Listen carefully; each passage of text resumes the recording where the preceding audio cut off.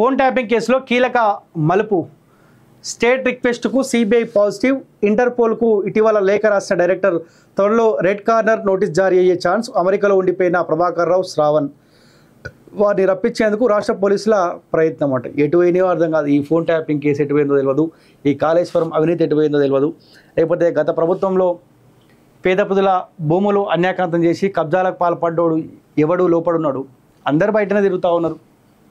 ఎందుకు ఇంకా జాప్యం జరుగుతూ ఉంది ఫోన్ ట్యాపింగ్ కేసులో? కాళేశ్వరం లెక్క ఎందుకు తెలుస్తలేరు? ఎందుకు ఇంకా టైం పడుతూ ఉంది? దాదాపు సంవత్సరం దగ్గరికి వస్తూ ఉంది కదా. ఎంతమంది అవినీతి పరులను మీరు లోపడేయగలిగినారు? ఎవరో అధికారులను పాపం వాళ్ళని బలి చేసే ప్రయత్నం చేస్తూ ఉన్నారు. ఇప్పుడు సపోజ్ మీరు ఉండండి, ముఖ్యమంత్రి రేవంత్ రెడ్డి ఉన్నాడు, కింది స్థాయి అధికారులకు రేవంత్ రెడ్డి ఎట్లా చెప్తే అట్నే పని చేసుకుంటూ పోతారు. ఆనాడు జరిగింది అదే కదా.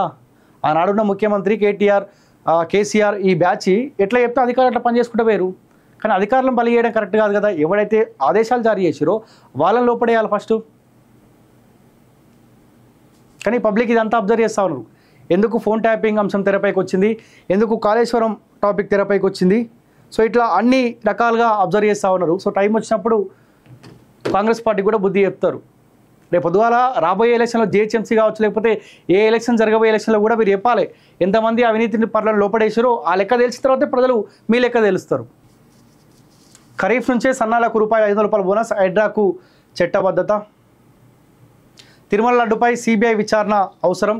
జానీ మాస్టర్కు 14 రోజుల రిమాండ్. సింగరేణి కార్మికులకు ₹796 కోట్ల బోనస్. ఒక్కో కార్మికుకి ₹1,90,000 చొప్పున. మొదటిసారి కాంట్రాక్ట్ కార్మికులకు సైతం 5,000 చొప్పున దసరాకు ముందే అందిస్తామన్న డిప్యూటీ సీఎం. 69,000 మంది కార్మికులకు లబ్ధి. త్వరలోనే సంస్థ విస్తరణ కార్యకలాపాలు. థర్మల్ ప్లాంట్తో పాటు ఒడిశాలో మైనింగ్ అంట.